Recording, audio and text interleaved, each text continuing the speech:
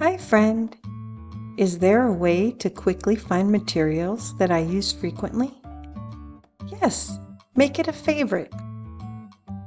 When you have a material that you may need to find again, mark it as a favorite.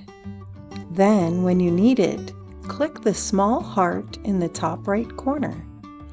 Here you have quick access to your favorite materials. You can favorite both your own materials or ones from the Sharing Center.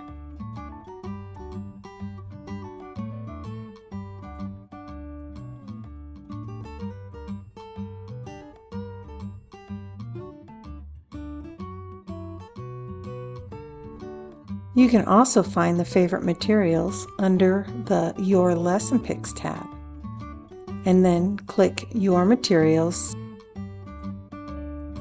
click the Favorite tab. And because LessonPix creates PDF files, you may also download them and save them on your desktop. That is super easy.